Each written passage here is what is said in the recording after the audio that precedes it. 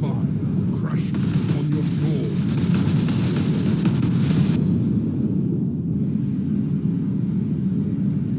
All the colors of death.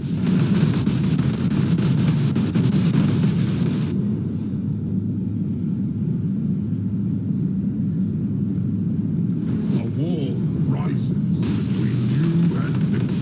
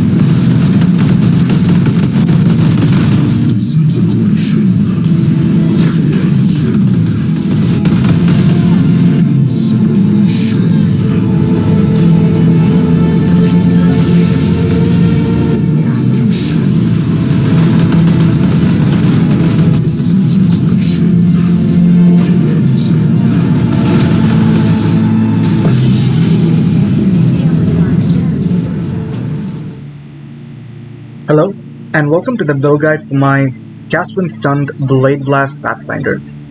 This is my take on the popular Cast When Stunned archetype, although it is quite different from the traditional Chieftain Ignite approach that's popular this league. We go with Pathfinder, and we utilize quite a few really underrated uniques, with the star of the show being the Black King, and we also use a very off-meta skill gem in Blade Blast. However, we take advantage of a few really clever interactions to make a build that is endgame viable and really powerful. This build is very chill to play, it is very low buttons, very comfortable, and incredibly tanky for most content. It excels in mapping scenarios and any other content with a high mob density, such as Ultimatum, Strongboxes, Expedition, etc. But it also has surprisingly good single target, given a few conditions.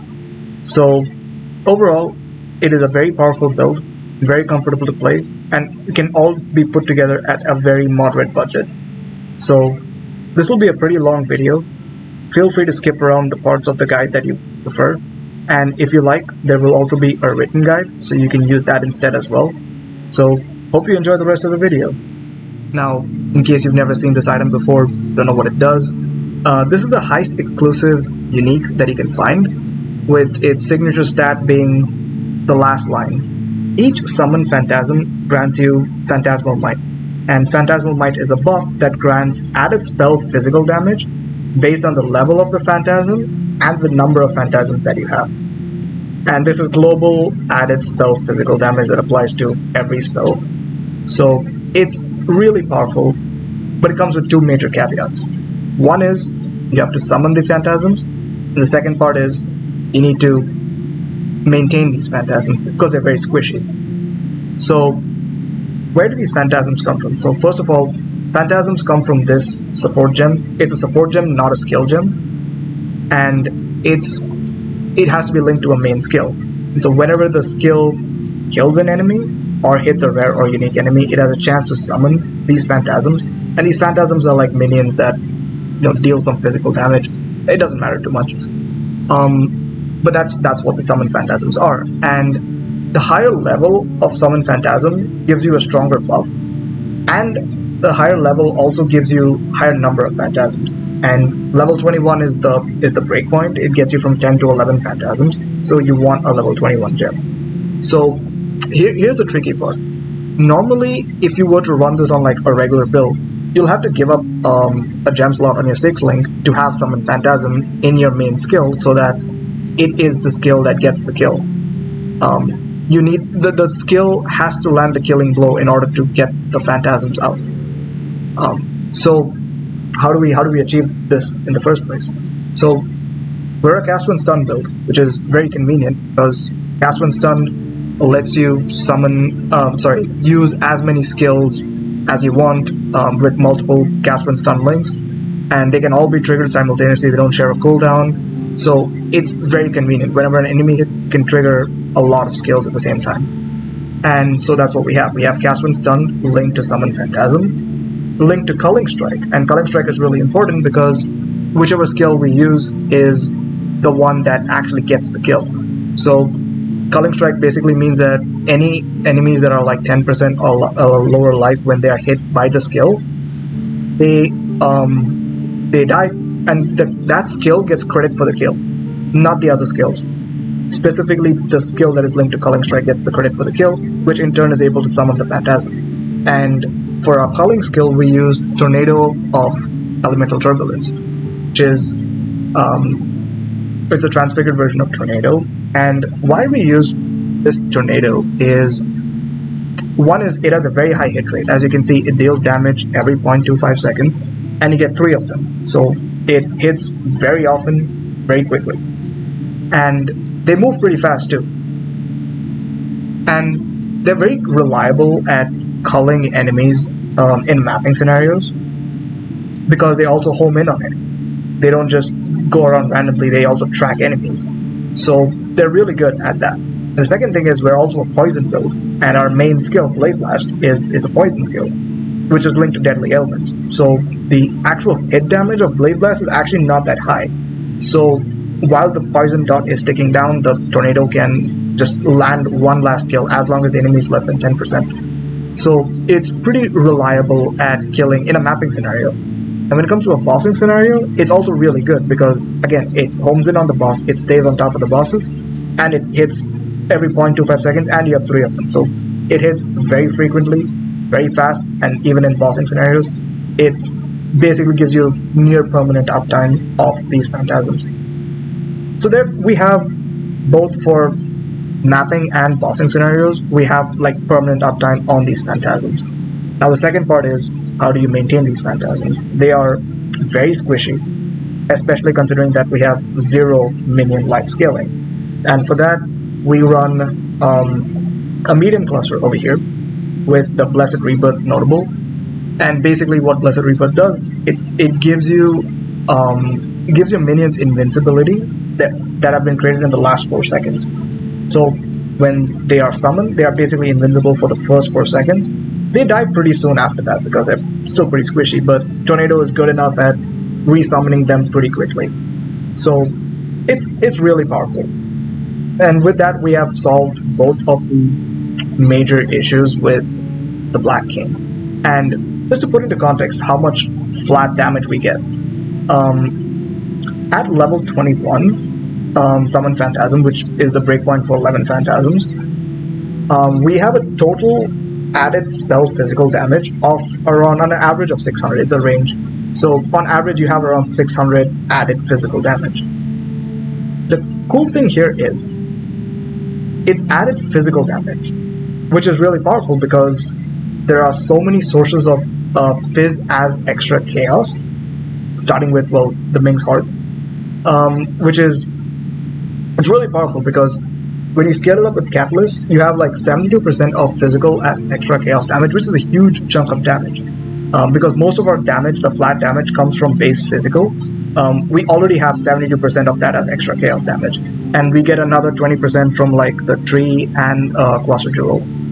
So that's already 92% of physical damage as extra chaos damage. With this, we have we have almost doubled our flat added damage. So we have like almost like 1.1k added physical and chaos damage together. And just to put into context, this is like, in terms of Archmage, for example, you have, this is the equivalent of like 5.5 to 6k mana worth of Archmage damage, except it's a combination of physical and chaos damage rather than lightning. Now obviously Archmage is very different because you can get way more than 6k mana, and also like you can use that defensively, so that's a different. But just to put into context, this is flat added damage that is applied to every spell without taking up a gem slot. That's how much flat damage we have. And this combination of physical and chaos is very convenient because both Fizz and Chaos can poison, so they all contribute to the poison, so it's very convenient. So yeah, that's basically where all of our flat damage scaling comes from. Okay, now to explain our skill gem of choice, which is Blade Blast. Why do we use Blade Blast? Blade Blast is a spell that deals some area damage and also blows up any lingering blades in that area up to 50. And lingering blades have to be generated by other skills such as Bladefall and Ethereal Knives of Lingering Blades. Now, Bladefall as a whole, it can be potentially very powerful. These explosions can shotgun, provided they overlap with the target. Now, the reason why Blade Blast is a pretty off-meta, unpopular skill is it's typically played as a 2-button build. You need one skill, such as Bladefall, to generate the blades, and then you manually blow them up with Blade Blast. It's usually a 2-button build, or you have to figure out some other way to automate it, which makes it clunky. And so it's pretty clunky to build around, but it can potentially be very powerful. Now, the advantage of going Cast When Stun, in our case, is again we can trigger multiple spells simultaneously, and in our case we are triggering both Bladefall as well as Ethereal Knives of Lingering Blades. So both of these are simultaneously being triggered to generate a lot of blades. Can all be blown up by Blade Blast. Now, the really insane interaction here actually comes from Ethereal Knives of Lingering Blades and how it interacts with returning projectiles. So let me just show that. Take off the cast stun, and let me show you. So when Ethereal Knives is linked with returning projectiles, what happens is blades shoot out and they all come back and land on your feet. And so when you do Blade Blast, all blow up right on your feet. So what this means is, for a single target scenario, if you're right on top of a boss, the Ethereal Knives keep getting triggered like this, they all land on your feet, Blade Blast also keeps going. They all shotgun right on top of the boss, provided you're like right on top of the boss as well. So it's incredibly powerful how well it can shotgun just by standing on top of the boss. And that's not even mentioning Bladefall blades as well. So like when you have also Bladefall being triggered, so for example you have like blades all over, also the Ethereal Knives going out, and yeah, it's just a lot of explosions all over the place. So both your single target and your mapping clear is both taken care of by Ethereal Knives and Bladefall respectively. And even if the bosses move around a lot, you still have the Bladefall blades explosions still going off. So you have incredible single target provided you're like hugging the boss, as well as really good coverage for mapping scenarios. So it's just a lot of explosions all over the place. And the shotgun mechanic is incredibly powerful because it synergizes very well with the flat added damage. So that's Blade Blast. And the other really convenient part about Blade Blast is it's a base physical spell, which is really good because that also gets the added Fizz as Chaos, and it's just very convenient to scale as well, since it can also poison. So very conveniently made skill for us in this case. So that's the main thing with Blade Blast. The support gems are pretty straightforward. We're going Poison, so Unbound Ailments, Deadly Ailments. Again, Deadly Ailments is really good because it reduces the hit damage, but it increases the ailment damage. But reducing the hit damage is good because that way the Blade Blast explosions won't kill the enemy, and they can be killed by Tornado instead. And for the Culling Strike and summoning the Phantasm, so Deadly Ailments is really good. Void Manipulation, again, we're not dealing in the elemental damage, so it's good. Increased area of effect. By default, Blade Blast has a pretty tiny area of effect, and we want it to shotgun, so just any source of AoE is really good. So, and we don't really have a much better 6 gem slot, so that's why we go with increased area of effect. Ethereal Knives, this is one of our main Lingering Blade generating spell. Cast when stun, returning projectiles. GMP, again, it's 4 extra blades. We have a total of 18 blades. That is, we have 9 from the base gem, 4 from GMP, and 3 more from the quality, like 5 more from the quality, so total of 18. So that's 18 overlapping explosions on top of the boss. And Bladefall, we have just Bladefall, Spell Cascade, and I guess Despair as well, because we have no other place to trigger the curse. So very powerful interaction indeed. Okay, before we dive deeper into the detailed gear breakdown, I should explain how we enable cast when stun on our build. So by default, a character's stun threshold is based on their life. In our case, we have a lot of life as we are a life-based character, and we need to figure out some way to get our stun threshold be based off something besides our life. And there are 2 ways to go about it. The first option being Delirium Ring. This is a ring that sets your stun threshold to be based off your energy shield instead of life. And if you have a low energy shield, we have a low stun threshold.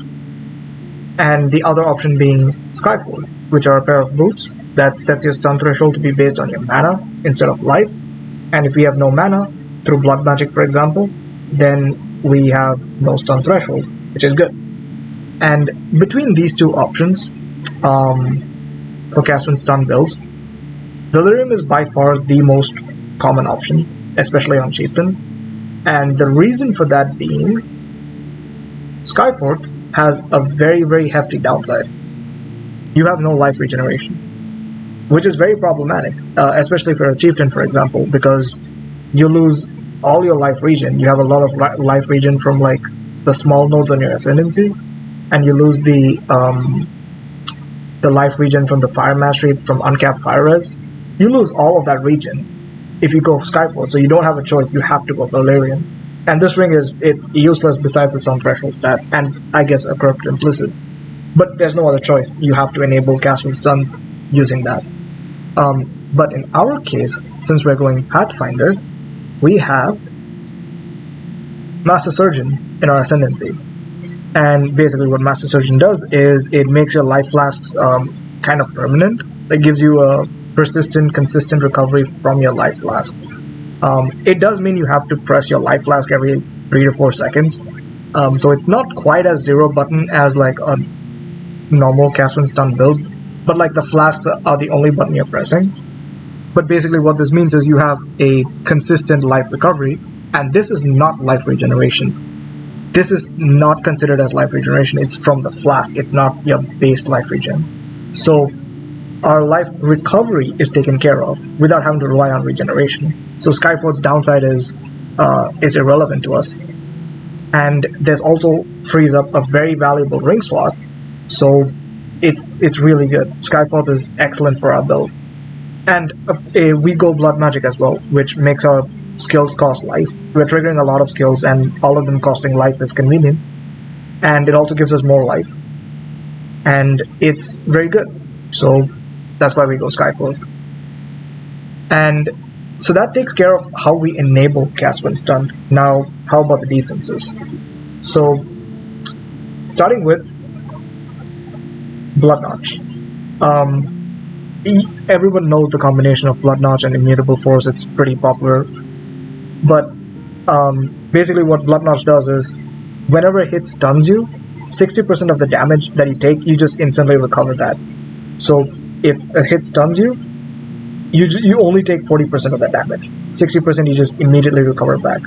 And with this setup, our stun threshold is 0, so every hit stuns us. Well, there are some exceptions, and they're very annoying. And there's really not much we can do about that. That's just how the game is. But 60% of those stunning hits, which is like 99% of the hits, you can take care of it. And what about the remaining 40%? That's where, again, being Pathfinder, we can bring in Progenesis. Now, what Progenesis does is 25% of the life loss from damage is taken over 4 seconds instead. It's basically the same effect as Petrified Blood, except it's a bit weaker, and it's from a flask. But it also doesn't reserve your life, doesn't have any restrictions on your life recovery, unlike Petrified Blood, which Petrified Blood means that you cannot recover above half your life. So that's the advantage of Progenesis, is that it does not give you, it does not restrict your life recovery, but it's a weaker effect. But since we're Pathfinder, we can scale Flask effect very well, using Tides of Time and some other sources, which I'll explain in the tree. But basically what we have is we have 60% Flask effect, which takes that 25% all the way up to 40%. So 40% of life loss is taken across 4 seconds instead of like when you take the hit. So basically what that means is we have 60% coming from Blood Notch, which is why it's important. We have the max roll Blood Notch, we need 60%. 60% of damage is taken from Blood Notch, 40% is taken from Progenesis, and basically every hit is you recover 100% of it back, because 60% from Blood Notch and 40% from Progenesis, you're hit immune. If a hit doesn't one-shot you, you're immune, period. So incredibly powerful. But there's also one more part to Progenesis, which is you still have to deal with the degen, the life that you take, that 40%, you still need to deal with the life loss over 4 seconds. For that, we have to get at least 40% recoup. For that, we have 24% from here, 6 plus 6 plus 12, and we need to get at least 16 more. In my case, I have 26% on a ring. You don't need 26, you can just get with 16, but you need at least 16% recoup with the Progenesis degen. So that basically makes us hit immune. And I guess I can also mention the other half of Whatnot, which is Immutable Force. It basically makes you so that your stuns don't actually interrupt you. You don't need Corrupted Blood immunity, by the way, because you already have immunity from Flask. But it doesn't matter. So that basically explains how we actually enable cast when stun and how we basically become hit immune using this setup. Okay, now onto the detailed gear breakdown of the build. We use a lot of uniques, and we've already touched upon quite a few of them, starting with the Black Cane. Again, this is our main source of added fizz. It just gives us a lot of flat physical damage to all our spells. Ming's Heart gives us a lot of extra chaos damage based off that physical damage, so it is just very, very efficient for damage. On top of that, it gives us a lot of chaos res, so combined with Progenesis, it just helps you cap chaos res pretty easily. So just a very good ring overall. Skyfold is mandatory because it is what enables our cast when stunned. It sets our stun threshold to be based on mana, so it is mandatory. Tides of Time is also mandatory because we need to hit 60% Flask effect for Progenesis in order to scale that 25% of life loss to 40% of life loss. And Tides of Time gives us 25% Flask effect. And this is for all your flasks, not just the magic flasks. So it's just very good. And it is mandatory to hit the 60% Flask effect. On top of that, it gives us a lot of life recovery from our flask, 120% increased life recovery. Again, life flasks are our source of life recovery in this game, in this build, because we don't have regeneration. It just makes our life flasks so much better. And on top of that, it gives us a lot of charge gain for our utility flasks as well. So it just easily helps you hit permanent uptime for all your utility flasks as well. So just a very good belt overall. Pretty commonly used on Pathfinders for a good reason. It's just a very good belt. And the next unique we have is the Dark Seer. It's just a very, very convenient unique because it gives us +2 to all spell skill gems, which is just more damage for Blade Blast. 10% chance to blind enemies on hit. We trigger a lot of spells which hit many times very fast. So we can pretty easily blind enemies pretty fast. And enemies blinded by you have Malediction.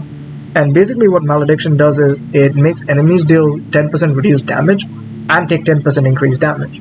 So it just gives you more damage and makes them deal less damage. So it's good both offensively and defensively. And it also gives you +2 maximum life per level. So when you're like level 95 plus, that's a lot of flat life. And since we're running mostly uniques, a lot of them which don't have life rolls on them, that's the one thing the build doesn't have. It doesn't have flat life. And this just gives us so much flat life. Overall, it's just very efficient defensively and offensively. And it's just very good to have. And it's not even that expensive, so it's just a very good item. Ashes is, again, not strictly speaking mandatory, but it's just very good. The +1 to all skill gems is just a little bit more damage for Blade Blast, which is nice. But the 30% quality is really good because we have a lot of active skills. Starting with Blade Blast, it gives us more AoE. Like the base AoE is pretty small. Every bit of extra AoE is better because it's more shotguns, more consistent shotgunning. So AoE is very nice. For Ethereal Knives, it's 3 extra projectiles. You go from +2 to +5 extra projectiles from quality. That means 3 extra shotguns on top of the boss. So very good damage for that, because it also gives you more explosions for Blade Blast. So that's very good. For Blade Fall as well, it gives you 1 extra volley. You go from 6 to 7 volleys with Ashes. So it's basically, as a whole, Ashes gives you bigger explosions and more explosions from both Ethereal Knives and Blade Fall. So it's just a very good amulet. And on top of that, the quality is really nice for, I guess, Tornado as well, because it gets more movement speed, so it can chase enemies a bit faster. And overall, just very nice to have on any build that is using a lot of different spells. So it's just a very good amulet. And the last unique, I guess, is Cloak of Flame. This is our primary source of physical damage mitigation. We don't really have much armor or evasion, and we don't really have any other way of mitigating physical damage. And Cloak of Flame converts 40% to fire damage, and we can scale fire res and defend against physical damage like that. So just a very good unique chest, which is, again, this is pretty meta. Many builds use it, so pretty standard option to deal with physical damage. So that covers pretty much all the uniques, and that leaves us with the few rares that we have, and those are important, so let's talk about them. Starting with the gloves. Now, single most important thing we need on the gloves is the implicit chance to poison on hit. You need at least 15%, and you can get 15% by spamming Grand Eldritch Acres, the Eater ones. So that'll give you like 15% chance to poison. You can try to elevate it to 20% chance to poison using the Orb of Dominance. But if you can't do that, if it's too expensive, just stick with 15%, but you'll have to take an extra tattoo on the tree for chance to poison. And the other implicit is just get chaos damage over time multiplier. But the rest of the gloves, the explicits are actually pretty straightforward, nothing too fancy about it. Just get a Fractured Suppress base, Harvest Reforged Life until you get some good life roll, and maybe some resist, and we are pretty intelligence starved, because Skyforth has a pretty high intelligence requirement, like 126, and we need that. That's just mandatory. So we're pretty in-starved, so just, like, if you naturally roll int, that's perfectly fine, just craft resistances. But that's basically what you need. Just you need to get int on your gear. So the rest of it doesn't really matter. Helmet, again, there's really nothing too special about this. Just a Fractured Suppress base, Harvest Reforged Life until you hit something okay, and yeah, just get some resistances and some intelligence. That's it. And the implicits just get Fist Taken as fire and max lightning res. Again, very straightforward, nothing too fancy about it. For the ring, now you have a ring slot. Now the most important thing on the ring, and this is mandatory, you need to get at least 16% of damage taken recouped as life. You have 24% of damage taken recouped as life from the tree, and you need at least 16% because you need to hit a total of 40%, because that's how much is going to be the degen from Progenesis, because that 25% is going to get scaled up to 40. So we need 40 recoup. I just happen to have a mirrored ring with like life and 26% recoup, but really you just need 16% recoup. You can get that without mirror gear, that's perfectly fine with a T1 roll. And you can also use Catalyst to scale that up if you're like missing a little bit, and just get life, resist, attributes, whatever you need. That's all you need on the slot, so pretty convenient. And that pretty much covers the gear as a whole. But I also want to talk about flasks, because that is very important. We're a Pathfinder after all. Starting with, we use triple elemental flasks. So Ruby, Sapphire, Topaz. They're very good because one is they give us max res, which is really good. And the other thing is we can take the reduced duration increased effect. We have enough flask sustain from like Tides of Time and the Ascendancy itself to sustain it even with the reduced duration. The only important suffixes, so all of them have the same prefix, right? Reduced duration, increased effect. So the only thing you want to do is the suffixes. You need to get chance to avoid being shocked on one of the suffixes. Doesn't have to be on Ruby, it can be on any of the flasks. But that's important because we have Storm Shroud, and this gives us chance to avoid being shocked, applies to all elemental elements. So when you have some chance to avoid being shocked and scale that with flask effect, and you also have some natural chance to avoid elements from the tree, you get 100% chance to avoid being shocked. Just check on PoB, make sure that you actually have 100% chance, and that'll make you ailment immune. Just very convenient. At the cost of one flask suffix and a jewel slot, like your ailment immune. So very, very powerful. Just mandatory to get it on one of your. You can also get all res on your flask. It's not mandatory if you somehow cap your res with the rares, but it's just since we are scaling so much flask effect and we can get like a decent amount of all res from the flask, it's just a very convenient source of all res. So yeah, I highly recommend it, but again, not mandatory. And for the last suffix, movement speed, we're not running a Quicksilver Flask, which is, we're kind of slow. We're not the fastest build in the planet. So any source of movement speed, let's try to get that. So just try to get a good movement speed roll on your suffix, and we have decent movement speed, but not super fast. And the life flask, this is important. So try to find a life flask with like a high quality. So like maybe 26, 27, 28, 29. And alt spam until you hit increase amount recovered, reduce recovery rate. That's very convenient because one, it recovers more, and you have to hit the flask less often. Because right now I only have to hit the flask every 5.2 seconds, so that's really nice. And if you have an open suffix, you can beastcraft bleed immunity and corrupted blood immunity, which is really good. So that takes care of bleeding and corrupted blood. So very good to have. And that pretty much covers all of our gear. And now we'll head over to PoB and talk about the tree.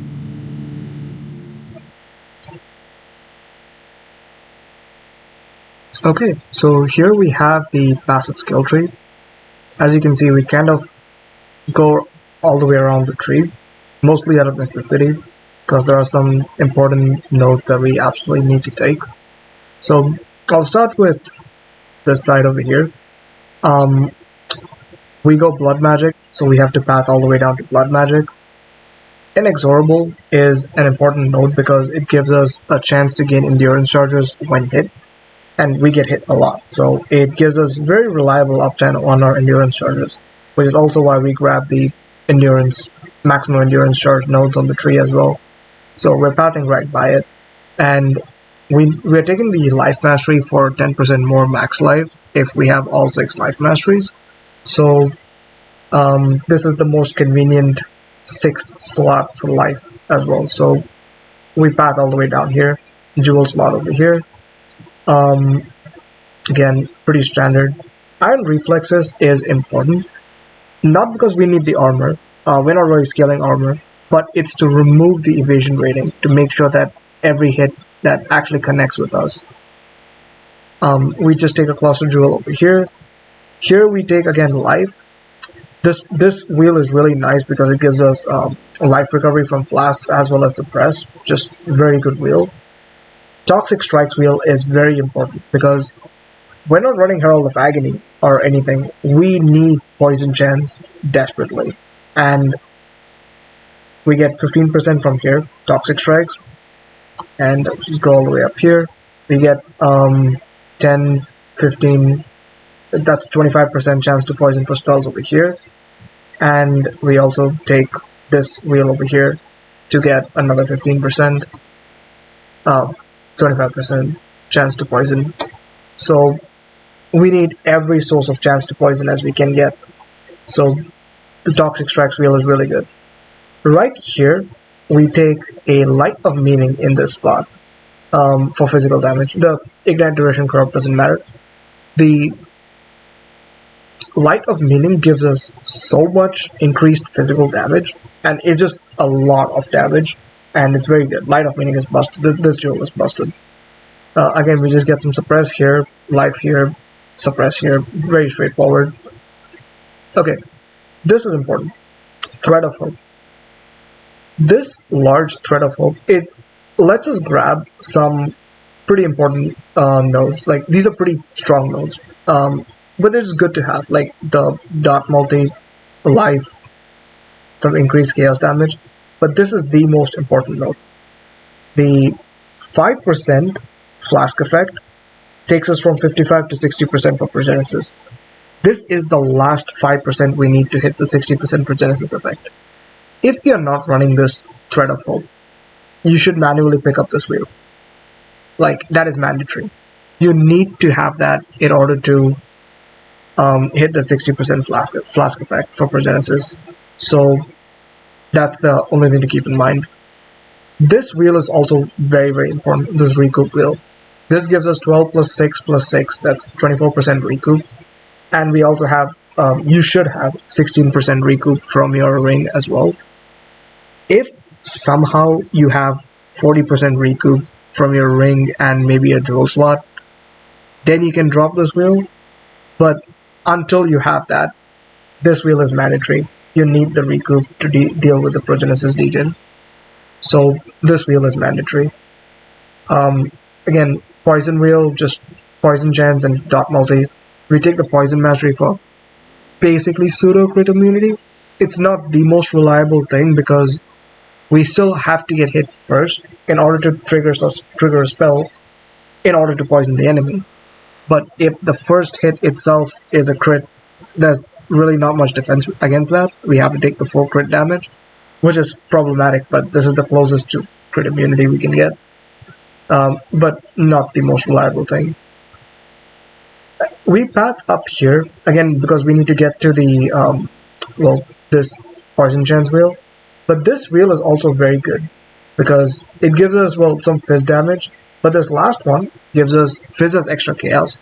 And that's a premium stat for our build, because we have a lot of base fizz. And on top of that, the mastery, 40% increased physical damage with skills that cost life. Since we're blood magic, everything costs life, so it's just a free 40% fizz damage. It's just free 40% increased damage. So just a very good wheel to take. And we take this for some extra life as well. And that pretty much covers the tree itself, the pathing at least. But that's not over. We're not done with the tree yet. There's something very important. Tattoos. So, as I mentioned, we still need to cap our chance to poison. So even with all these nodes that we took, we're still short by 15 to 20% depending on your glove implicit.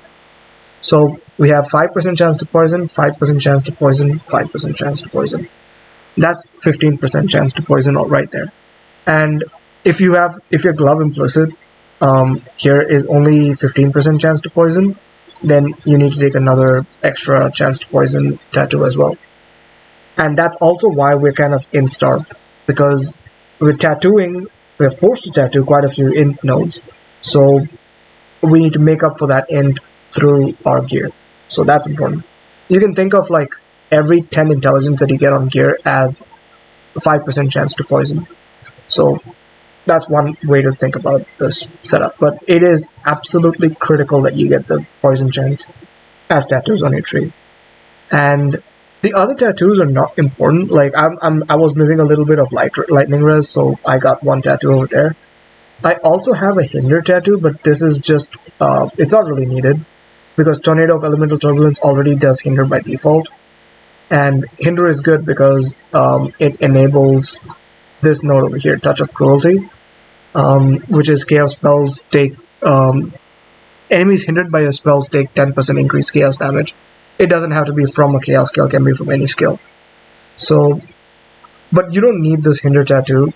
It's just something I was testing out some stuff. The other important tattoos you need to get 10 chance to avoid being poisoned tattoos. And you don't need the dex at all. If you meet the requirements for your gems, that's it. Iron Reflexes already means that dex doesn't provide any evasion rating, and you don't care about evasion rating because you're not scaling it. So just 10 of these makes you poison immune, and these jewels are dirt cheap. They're 10C for the whole bunch, or maybe 20C.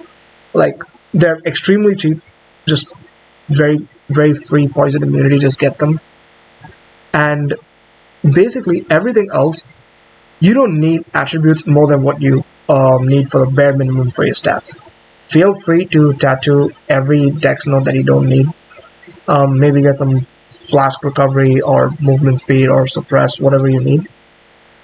And that's pretty much it for the tattoos. But the poison chance tattoos, those are the most important ones. You need to get those. I'll talk about the Anoint as well over here. So we have the Hardened Scars Anoint, which is incredibly, incredibly powerful for Pathfinder builds. 25% less damage taken over time during any life flask effect, which is pretty much always. This is just basically free 25% less dot. That's half of Lethe Shade. That's half of this. And there's no downside at all.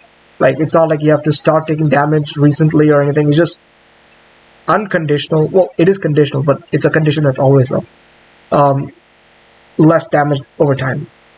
It's incredibly powerful, and it just gives a little more recovery from flask as well. So just an incredible anoint. But if you don't, like for example, for some reason you want to run a different ring instead of a recoup ring, like let's say you're running a Hateful Accuser, for example, for Penance Mark. In that case, you cannot anoint Hardened Scars anymore because you're missing recoup. You will have to anoint Infused Flesh, which gives you 18% recoup. So that's the only trade-off. I was running this before I was able to get like a recoup ring. Like I was running Hateful Accuser for a while before I swapped over to the recoup ring, and then I managed to swap to Hardened Scars. But yeah, that's the anoint as well. Very powerful anoint. Then we'll talk about the cluster jewel because this is also pretty important. So starting with large cluster, get a chaos damage cluster with 3 good notables. Grim Oath is really good. Again, just fizzes extra chaos. It's a good note. Instead of Grim Oath, you can get Unspeakable Gifts, which gives you Explodes. Which, who doesn't like Explodes? They're good. They're good for mapping, which is what you're going to be doing mostly with this build. The only thing with Unspeakable Gifts is sometimes the explosions from the corpses will kill the enemies and steal the kills from Tornado. So Tornado doesn't get to cull them and you don't get to summon the Phantasms. But it's not really a big deal because you have more than enough damage even with a low Phantasm count. So it's just a matter of preference. You can get either Grim Oath or Unspeakable Gifts. Wicked Pal, it's okay, it's whatever, it's a decent node. Touch of Cruelty is very nice to have because the hindered enemies take 10% increased chaos damage. It's quite a bit more damage. But yeah, pretty straightforward, large cluster. Try to get intelligence on it. Silence immunity is whatever, you don't need it. Medium cluster jewel, this is critical. This is very important. You need to get a medium cluster jewel with Blessed Rebirth. Otherwise, your Phantasms are just gonna follow the instant they get spawned. This gives them invincibility for the first 4 seconds, which is perfectly fine. Like even if they die after 4 seconds, which they will, they'll just get summoned pretty fast after that. So yeah, just get a medium cluster. You don't care about the other node. You don't care about a second notable. Just get a medium cluster jewel with Blessed Rebirth, and try to again get intelligence or whatever stats you need. And that pretty much explains the tree. I'll talk about the jewels as well, I guess. Again, as I mentioned, Thread of Hope. It's important to grab this. If you're not running Thread of Hope, path to this directly. Light of Meaning, lots of damage. Get the physical one. It gives you a lot of damage. Storm Shroud, again, as I mentioned, gives you ailment immunity combined with your flask suffix. And that leaves us with 1 free jewel slot. Ideally, you want to get max fire res, because again, we're taking Fizz as fire, and the more fire res we have, basically gives us Fizz mitigation, indirectly. And just get life, physical damage, resist, whatever you need. It's a free slot. So, yeah, that basically covers the tree. And I guess I can talk about the mastery as well, the Ascendancy. We're going Pathfinder, of course. Flask Chargers, sustaining. Master Surgeon, again, it's what helps us bypass the downside of Skyfall. Pretty standard. Nature's Reprisal, Wither, it's good. Again, we're a poison build.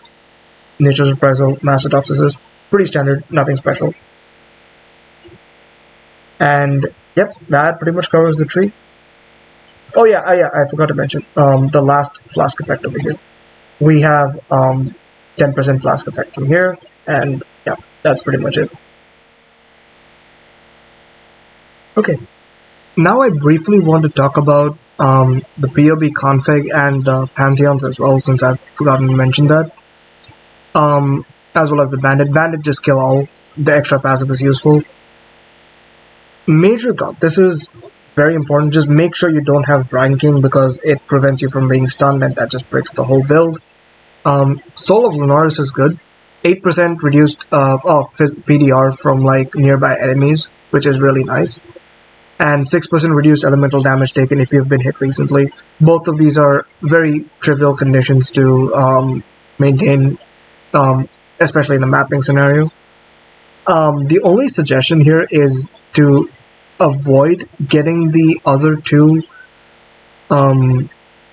upgrades for the Pantheon, because avoiding projectiles, and you want to get hit so that it can trigger more often. So it's just less work for you. Just don't ascend them, don't improve them.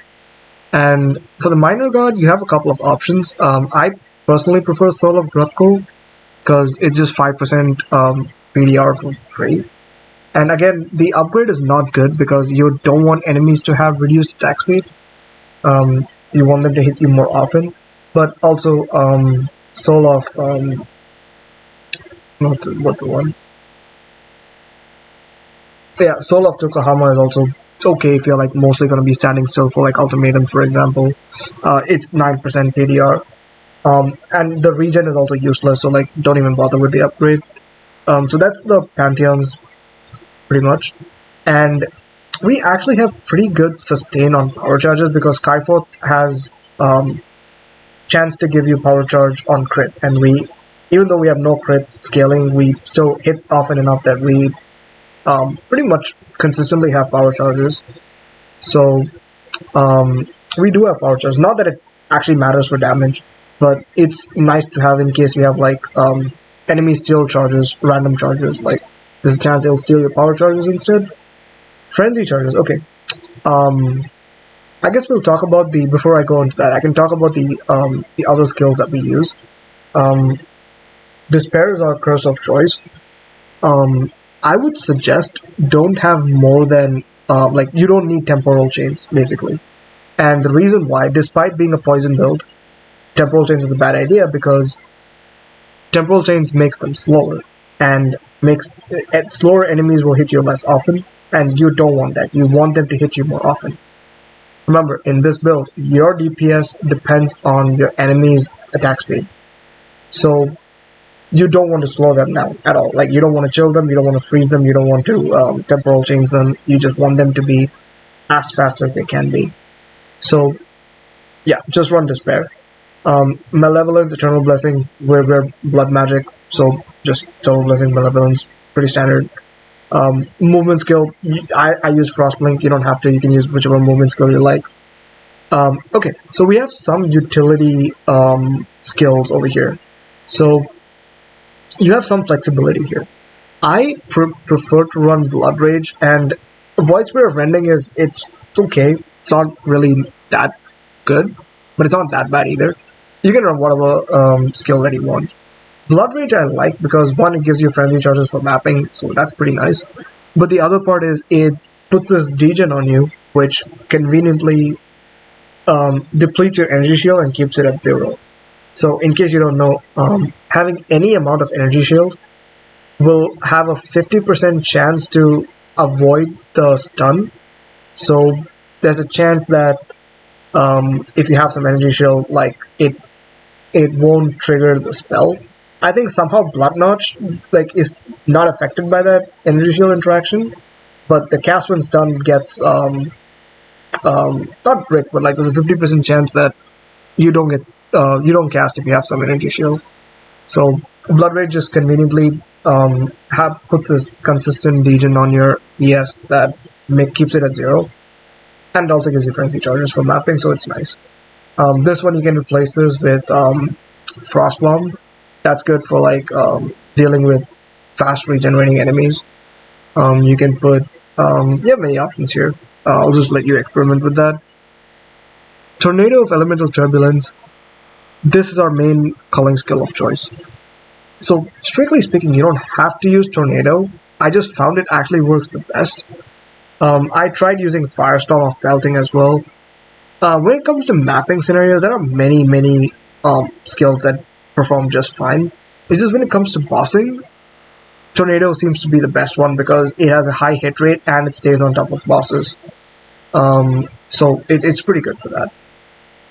Blade Blast, again, this is our main 6-link. EK, we've talked about these. So, yeah, pretty standard.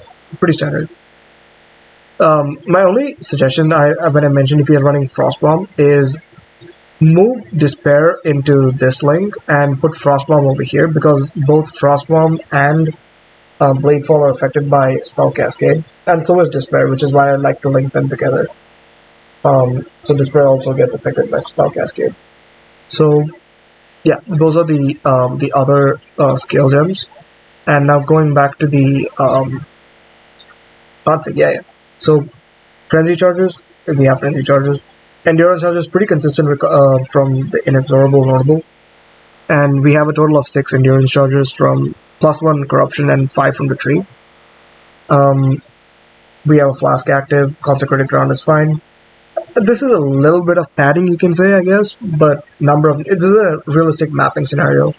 We'll be surrounded by enemies. We've crit recently, yes. We have been hit recently, yes.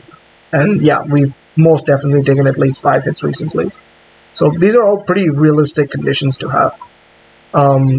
We have, this is kind of true, not always.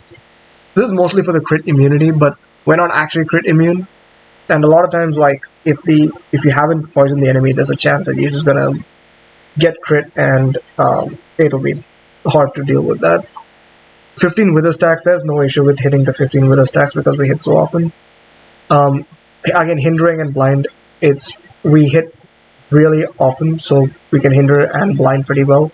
Also, hinder is from both Tornado and Void Sphere, so we definitely hinder. So that's pretty much the config. And we can look at the stats over here, right? We have a pretty good EHP. Again, EHP is kind of a bait stat in a way, but it's a good number to have in mind. But most importantly, Fizz Max Hit. That's a very good Fizz Max Hit. We have like almost 39k Fizz Max Hit, over 100k LE Max Hit for all the elements, and like 57k Chaos Max Hit. So really good max hits. We have like 5.5k life. That's mostly because of this ring that I have over here. That gives a lot of flat life, but you'll usually have somewhere around 5k to 5.5k. So that's the max life hit. We have recovery from the life flask. That's where all of those recovery is from, and we have like 87, 84, 85 max res. So pretty good. We're like not that overcapped on res, so like a little vulnerable to like curses and exposure. So that's a little annoying, like 60% movement speed. I should talk about this right here. These numbers, they're fake. They're not real. This is all depending on how often the enemy hits you. And the way PoB is calculating is, it's assuming that an enemy is hitting you every 0.1 seconds, because that's the cooldown for Cast Stun. So if an enemy is hitting you every 0.1 seconds, which is happening in mapping scenarios, just not in bossing scenarios, and that's basically the damage. And that comes from Blade Blast. I have set the count to 18, and that's because we have 18 blades from Ethereal Knives. That's where we have. So that's why I've set the count to 18, but to be completely honest, this number can be higher, can be lower. This is not even accounting for any of the Blade Blast explosions. This is only from Blade Fall explosions. This is only from the Ethereal Knife blades. And assuming you're on top of the boss. And the boss is hitting you every 0.1 seconds. In practice, it is very hard to estimate, because one is, we don't know how fast an enemy is going to be hitting you. Like a Soul Eater mob is going to be hitting you much faster than anything else. And there's no way to estimate how fast an enemy is going to hit you. And the other part is, it's very hard to estimate the number of overlapping explosions as well. I'm saying 18 over here because that's how much I can guarantee with Ethereal Knives. But then there could be more from the Bladefall. There could be less because some of these explosions might not hit the boss. So it's hard to tell. Again, don't look at this DPS number, just get a feel for the DPS. Like, it's, I don't know how much the DPS is, but it's not this much. Okay. I'll tell you some important stats to look out for in the calc section. So, first things first. This stat over here, recoup and hit taken over time. This number should be positive. If you have 40% recoup, this number should be plus. It should be a positive number.